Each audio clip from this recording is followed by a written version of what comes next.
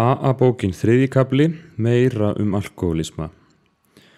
Okkur hefur flestum reynst erfitt að viðurkenna að við værum í raun og veru alkóhólistar. Engum geðjast að þeirri tilhugsun að vera talin líkamlega eða andlega frábrugðin öðru fólki.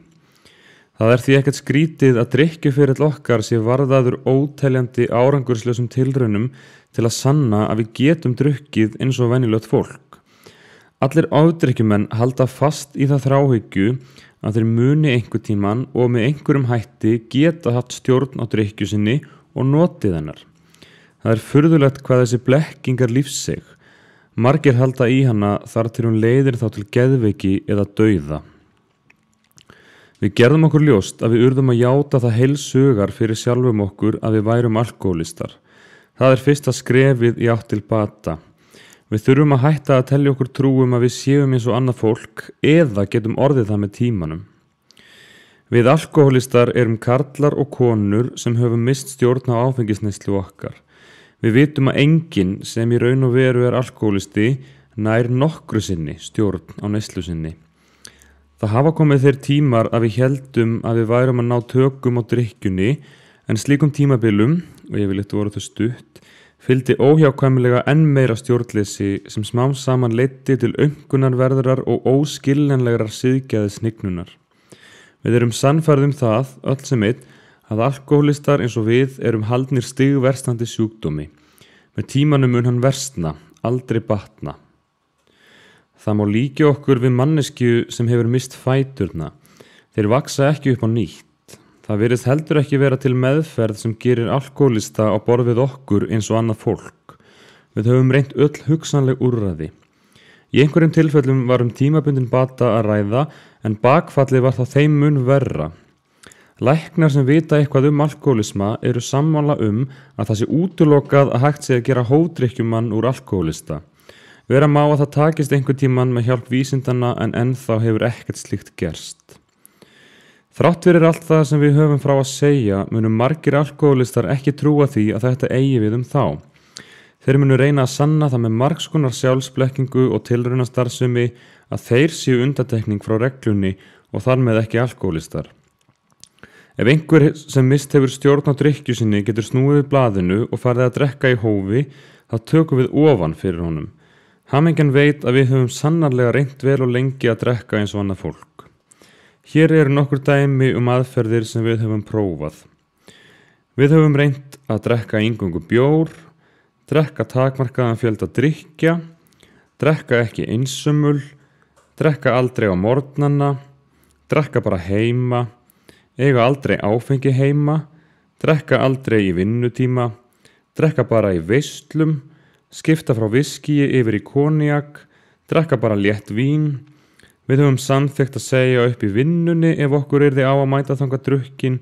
Við höfum reynt að fara í ferðalag, reynt að fara ekki í ferðalag, lofað að hætta að drekka með og án heitstrenginga, prófað að stunda meiri líkamsrækt, lesa uppbyggjandi bækur, fara á hressingar og eða heilsuhæli, láta vista okkur á stofnun og við getum endalaust bætt við þennan lista. Það er ekki okkar hlutverk að fullyrða að einhver sé alkóhólisti en þú getur auðveldlega gert þína eigin sjúkdómsgreiningu. Farðu á næsta bar og prófaðu að hafa stjórn á drykkjunni. Byrjaðu að drekka og stoppaðu svo allt í einu. Prófaðu þetta oftar en einu sinni. Ef þú skoðar árangurinn heiðarlega verður þú ekki lengi að koma staði hvar þú stendur. Ef þetta getur opnað augu þín fyrir stöðu þinni þá er það timburmannanna virði. Þótt við getum ekki sannað það, gerum við ráð fyrir að flest okkar hefðu getað hætt að drekka snemma á drykkjuferlinum. Vandinn er bara sá að fæsta alkóhólistar langar nógu mikið til að hætta að drekka áður en það eru orðið of seint. Við höfum reynt nokkur dæmi þess að fólk sem var farið að sýna einkenni alkóhólisma hafi getað hætt að drekka í langan tíma af því að löngunin til þess er nógu sterk. Hér kemur eitt slíkt dæmi. Maður 30 var farin að nota vín ótæpilega þegar hann var að skemmta sér. Hann var alltaf mjög slæmur á taugum daginn eftir og róaði sig með því að fá sér í glas. Hann hafði mikinn starfsmetnað og gerði sér ljóst að ef hann vildi ná frama í starfi, yrði hann að láta áfengi eiga sig. Ef hann fekk sér í glas, misti hann alla stjórn. Hann ákvað því að snerta ekki áfengi fyrr en hann hefði náð árangri í starfi og væri kominn á eftirlaun. Þessi óvenjulegi maður hélt sér algjörlega þurrum í 25 ár og þegar hann hætti störfum 55 ára gamall átti hann að baki farsælan og ánægjulegan feril. Þá féll hann fyrir sjálfsblekkingu sem svo algeng meðal alkóhólista. Hann taldi sér trúum að fyrst hann hefði getað sýnt allan þennan sjálfsaga og verið allsgáður svona lengi, hlyti hann að vera orðinn fær að drekka eins og annað fólk.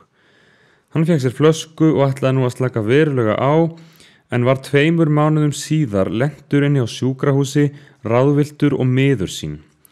Hann reyndi hríð að hafa stjórn á drykkjunni og lenti nokkru sinnum á sjúkrahúsi á meðan. Síðan beitti hann öllum sínum viljastyrk til að stöðva drykkjuna og komst að raunum að hann gat það ekki. Honum stóð til boða öll þau úrræði sem hægt var að fá fyrir peninga. Þau brugðust öll. Þótt hann væri við góða heilsu þegar hann hætti að vinna, fór hann fljótlega að bila og innan 4 ára var hann látinn. Það má draga mikilvægan lærdóm af þessari sögu. Flest okkar hafa trúað því að ef við værum nógu lengi ódrukkin, gætu við síðan drukkið eins og annað fólk. En þarna var maður sem 55 ára gamall komst að raunum að hann var á nákvæmlega sama stigi og þegar hann hætti að drekka 30. Við höfum séð þetta sannast aftur og aftur, eitt sinn alkóhólisti, ávallt alkóhólisti. Ef við höfum verið allsgáð í einhver tíma og byrjum síðan aftur að drekka, komumst við fljótlega á jafn slæmt stig og við vorum á. Sé okkur alvara með að hætta að drekka, verðum við að gera það án okkur að skilyrða og án þess að gæla í laumi við þá hugmynd að geta einn góðan veðurdag haft stjórn á drykkjunni. Reynsla þess að manns geti lætt inn þeirri hugmynd hjá einhverjum ungmennum að þau geti hætt að drekka fyrir eigin viljastyrk líkt og hann gerði.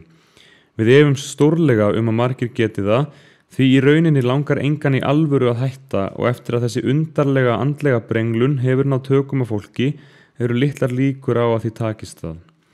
Sumir úr okkar hópi, fólk 30 og þaðan af yngra, hefur ef til vill bara drukkið í nokkur ár en nákvæmlega jafn ofurselt áfenginu og þeir sem hafa drukkið í áratugi. Maður þarf ekki endilega að hafa drukkið lengi eða jafn mikið og aðrir til þess að vera alvarlega háður. Þetta var ekki síst við konur. Konur í áhættuhópi verða oft langt gengnir alkóhólistar á örfáum árum. Sumir drykkjumenn myndu stórmóðgast ef einhver kallaði þá alkóhólista, en skilja svo ekki til því hvað þeim gengur illa að stöðva drykkjuna. Við sem þekkjum einkennin sjáum byrjunareinkenni alkóhólisma hjá miklum fjölda af ungu fólki. Það hins vegar ekki hlaupið að því að leiða því slíkt fyrir sjónir. Þegar við lítum tilbaka verður okkur ljóst að við héldum áfram að drekka í mörg ár eftir að við höfðum misst stjórn á drykkju okkar. Ef einhver að velta því fyrir sér hvort hann sé komin á hættulegt stig, ætti hann að prófa að láta áfengi eiga sig í 1 ár. Sé hann raunverulega alkóhólisti og þar að auki langt genginn, ótrúlegt að honum takist það.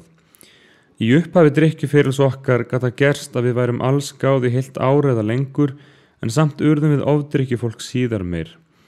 Þóttir takist að vera í bindindi í dágóðan tíma, getur það alveg átt fyrir þér að liggja að verða alkóhólinu að bráð. Okkur finnst ótrúlegt að meðal þeirra sem finnst þessi bók höfða til sín séu margir sem geti haldið sér allsgáðum í heilt ár. Sumir verða orðin drukknir daginn eftir að þeir taka ákvörðun bindindi, aðrir innan fárra vikna. Spurningin þá hvernig þeir sem ekki geta drukkið í hófi ætla að fara að því að stoppa algjörlega. Við gerum auðvitað ráð fyrir því að lesandinn vilji hætta að drekka. Hvort hann geti hætt að drekka án þess að byggja það á andlegum grunni háð því í hve miklum mæli hann hefur misst stjórn á drykkju sinni. Mörgum okkar fannst við gætt miklum skapstyrk. Við höfðum gífurlega löngun til að hætta í eitt skipti fyrir öll. Samt reyndist okkur það megn. Þetta eru hinn lævísu einkenni alkóhólismans eins og við þekkjum hann, þessi algjöri vanmáttur gagnvart áfengi, sama hvað mikið var í húfi og sama hvað við óskuðum þess innilega að geta látið að vera. Hvernig getum við þá hjálpa lesendum okkar að ganga úr skugga hvort þeir eigi heima í okkar hópi? Það allt í lagi að prófa snert ekki áfengi tíma, en við höldum að þeir sem þjást af völdum áfengis og einnig félagar okkar innan læknastéttarinnar hafi ennþá meira gagn af því að fá lýsingu á þeim andlegu einkennum sem eru undanfarið þess að manneskja dettur í það. Þessi einkenni eru greinilega lykilatriði. Hvaða hugsun það eiginlega sem knýr alkóhólista aftur og aftur til að taka fyrsta glasið? Vinirnir sem reyna að koma vitinu fyrir hann eftir að síðasti drykkjutúr leiddi næstum því til skilnaðar eða gjaldþrots horfa steinhissa á eftir honum inn á næsta vínveitingahús. Af hverju gera hann þetta? Hvað er maðurinn að hugsa? Fyrsta dæmið sem við tökum er að vinur okkar sem við skulum kalla Jim. Hann á yndislega konu og fjölskyldu. Honum fekk blómlegt bílaumboð í arf, gat sér gott orð í heimstyrjöldinni, er góður sölumaður og vel liðinn af öllum. Hann er greindur maður og virðist ósköp eðlilegur fyrir utan það að hann er dálítið slæmur og taugum. Hann byrjaði ekki að drekka fyrir hann var orðinn 35 ára gamall. Á örfáum árum var hann orðinn svo ofbeldisfullur með víni að það varð að leggja hann inn á geðdeild. Hann hafði samband við okkur eftir að hann var útskrifaður þaðan. Við sögðum honum allt sem við vissum alkohólisma og leiðina sem við höfum fundið. Hann hóf göngu sína samkvæmt þeirri leið. Fjölskyldan sameinaðist aftur og hann fór að vinna sem sölumaður í umboðinu sem hann hafði mist vegna ofdrykkju sinnar. Allt gekk vel til að byrja með en hann gerði ekkert til að byggja upp andlegt líf sitt.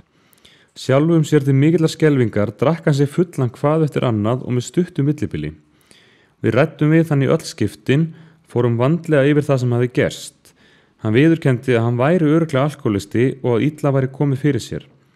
Hann vissi að leiðin lægi afturinn á geðdeild ef hann héldi svona áfram og að auk þess myndi hann glata fjölskyldunni sem hann þótti svo innilega vænt um. Samt datt hann aftur í það. Við báðum hann að segja okkur nákvæmlega frá því hvernig þetta gerðist. Frásögn hans var á þessa leið. Ég mætti vinnuna á þriðjudagsmorgni. Ég man að ég var að ergja mig yfir því að verða orðinn sölumaður í fyrirtæki sem ég hafði átt sjálfur. Ég átti einhver orðaskipti við yfirmannin, ekkert alvarlegt. Svo ákvað ég að aka upp í sveit og hitta mann sem var að hugsa að kaupa hjá okkur bíl. Á leiðinni var ég svangur og stoppaði við veitingastað þar sem líka var bar. Það hvarflaði ekki að mér að fá mér í glas. Ég ætlaði bara að fá mér samloku. Svo hafði mér líka flogið í hug að þarna kynni ég að rekast á einhvern sem hefði áhuga að kaupa bíl. Fólk kannaðist við mig þarna, ég hafði skiptið þennan veitingastað í mörg ár. Hafði mörgusinu fengið mér að borða þarna á þessum mánuðum sem ég var búin að vera ódrukkin. Ég fekk mér sæti, pantaði mjólkurglas og samloku. Áfengi var alls ekki í mínum huga á þeirri stundu. Ég pantaði aðra samloku og ákvaði að fá mér annað mjólkurglas. Allt í einu datt mér í hug að ögn af viski út í mjólkina gæti ekki gert mér neitt fyrst ég var nýbúin að borða. Ég pantaði viski og hellti því út í mjólkina. Ég hafði óljóst á tilfinningunni að þetta væri ekki mjög skynsamlegt hjá mér en var samt sannfærður að viski gæti ekki skaðað mann með fullan maga. Tilraunin tókst þó vel að ég pantaði annan viskisjús og hellti honum út í meiri mjólk. Þetta virðist ekki gera mér neitt svo ég prófaði aftur. Þannig hófst enn ferðin hjá Jim inn á geðdeild. Hann gerði sér fulla grein fyrir hættunni á að vera lagður inn, hættunni á að missa fjölskylduna og starfið og öllum þeim andlegu og líkamlegu þjáningum sem drykkjan hafði alltaf kallað yfir hann. Hann vissi nákvæmlega hvað það þýddi að hann var alkohólisti. Samt var svo vitneskja einskis virði andspænis þeirri heimskulegu hugdettu að geta drukkið viski ef hann bara blandaði því saman með mjólk. Hver svo sem hinn nákvæma skilgreining á orðinu er, þá köllum við þetta hreina og beina vitfirringu. Hvað annað er hægt að kalla slíkan skort á dómgreind og skýri hugsun? Þú heldur kannski að þetta sé alveg einstakt tilfelli. Þetta kemur okkur hins vegar ekkert á óvart því einmitt svona hugsanargangur hefur verið dæmigerður fyrir okkur öll. Stundum hugsunum við meira út í afleiðingar en Jim gerði, en þetta undarlega andlega fyrirbæri var alltaf til staðar og gat sannfært okkur það, þvert ofan í rödd heilbrigðar skynsemi, að við hefðum einhverja gilda afsökun fyrir því að taka fyrsta drykkin, sama hver brjálæðislega fáránleg hún var. Rödd heilbrigðrar skynsemi dugði ekki til að halda aftur á okkur. Óheilbrigða röddin varð yfirsterkari. Næsta dag spurðum við okkur í fullri alvöru og á hjartans innlægni hvernig gat þetta gerst. Stundum höfum við farið út með þeim ásetningi að drekka okkur full og réttlætt það með taugaspennu, reiði, áhyggjum, depurð, afbrýðisemi eða einhverju álíka. En þrátt fyrir allar slíkar afsakanir neyðumst við til að viðurkenna að réttlætningar okkar fyrir drykkjunni voru fáránlega ófullnægjandi í ljósi þess sem alltaf gerðist. Við erum búin að átta okkur á því að þegar tilviljun hætti að ráða það hvort við duttum í það og við fórum að drekka af ásettu ráði, þá hugsaum við ósköp lítið út í það fyrirfram af einhverju alvöru eða skynsemi hversu hrikalegar afleiðingar drykkjunnar getur orðið. Með því að taka fyrsta glasið erum við að hegða okkur jafn fáránlega og óskiljanlega og maður sem haldinn þeirri áráttu að hætta lífinu í umferðinni. Hann sækir í spennuna sem hann fær út úr því að stökkva fyrir bíla sem aka á fullri ferð. Þráttur vinsamlegar aðvaranir leikur hann sér við þetta í nokkur ár. Þegar hér væri komið sögu var ég farið að líta á hann sem furðufugl með mjög undarlegar hugmyndir hvað teldist til skemmtunar. En svo hættir hann að hafa heppnina með sér og fer að meiðast smávegis hvað þetta annað. Ef allt væri með feldu væri eðlilegt að álykta að nú myndi hann hætta þessu. En skömmu síðar aftur rekið á hann og nú með þeim afleiðingum að hann höfuðkúpubrotnar. Innan við viku eftir hann útskrifaður á spítalanum stekkur hann fyrir sporvagn á mikilli ferð og handleggsbrotnar. Nú lýsir hann því yfir að hann sé staðráðinn í að hætta þessum glæfraleikjum en nokkru viku síðar hann búinn að brjóta sig á báðum fótum. Árum saman heldur hann áfram þessu hátterni en lofar stöðugt að vera gætinn eða halda sig bara alveg frá umferðinni. Það lokum hann orðinn óvinnufær, konan skilur við hann og hann hafður á almennu atlægi. Hann reynir allt sem hugsast getur til að losna undan þessari hættulegu ástríðu. Hann lætur loka sín á geðdeild í vonum að geta bætt ráð sitt, en sama dag og hann útskrifaður hleypur hann fyrir brunabíl og hryggbrotnar. Hlýtur þessi maður ekki að teljast vitskertur? Þér kann að þykja þetta dæmi einum of fáránlegt, en það svo? Við sem höfum gengið þessa píslegöngu verðum að játa að ef við setjum drykkjufíkn í stað þessara áhættufíknar, þá passar dæmið algjörlega við okkur. Það alveg sama hvað við höfum verið skynsum að öðru leyti, þegar áfengi var annars vegar urðum við undarlega viti fyrt. Hér notuð stór orð. En ætli þau séu samt ekki sönn. Sum ykkar hugsa nú eftir vill, jú, þetta alveg satt sem þið eruð að segja, en samt passar þetta ekki alveg.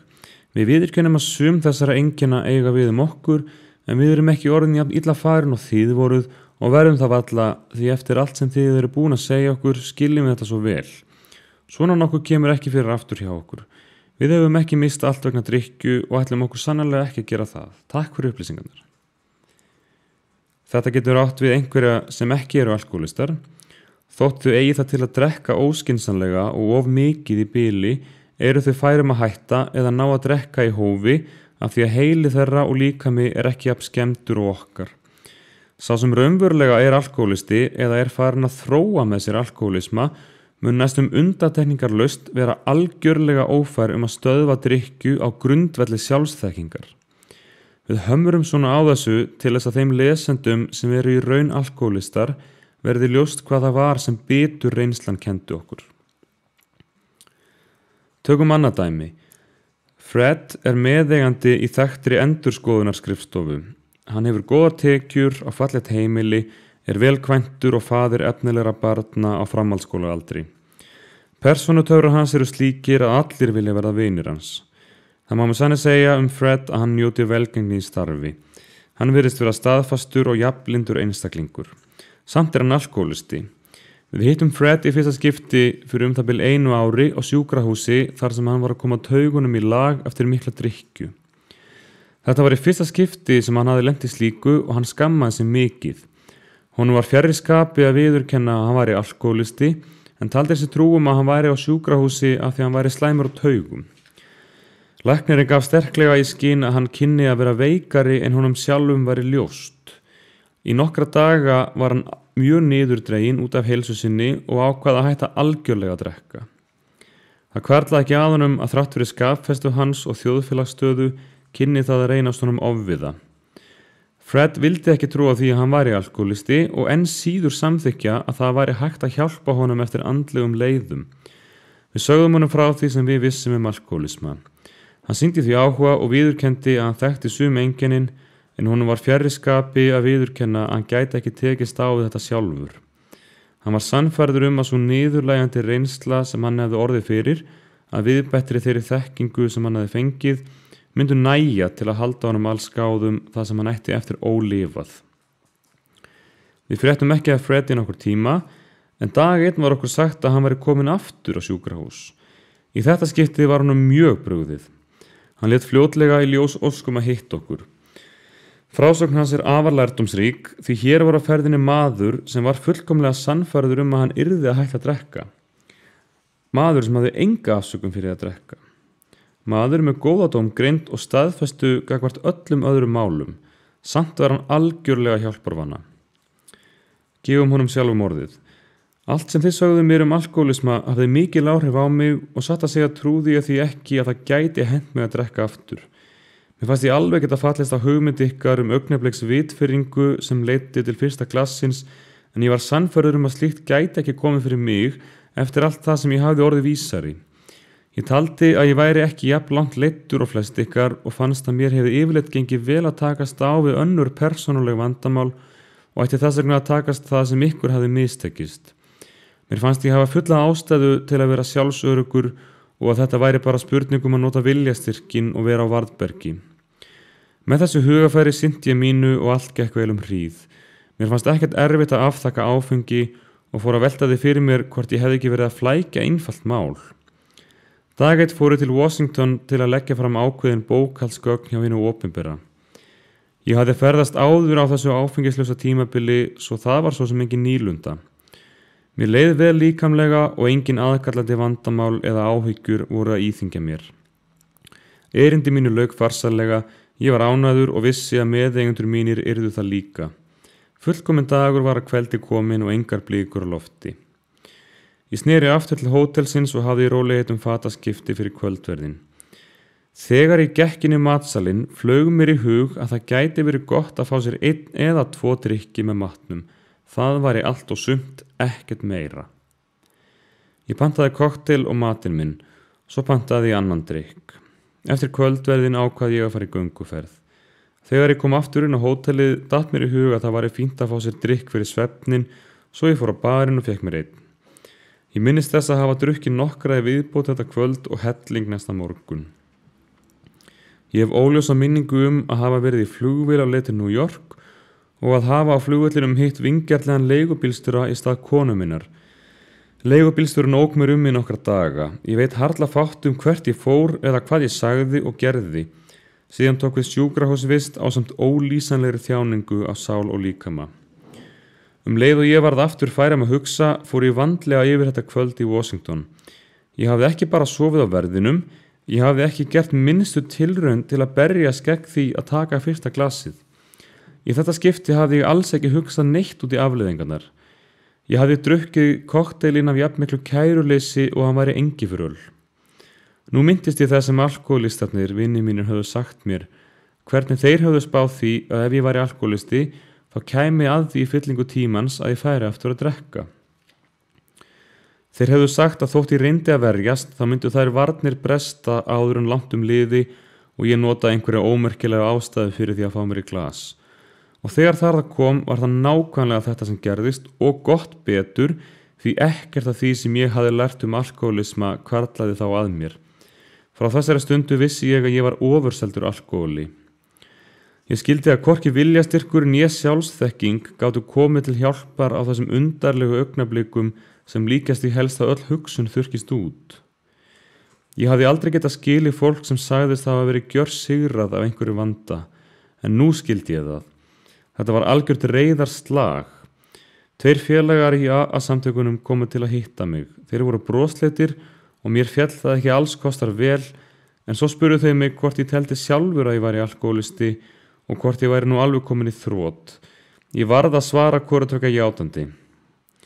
Þeir töldu upp ótal dæmi því til sönnunar að alkohólisk hugsun á borð við þá sem ég sýndi í Washington leiddi á sér vonlaust ástand og nefndu fjölda tilfella sem þeir þekktu af eigin reynslu.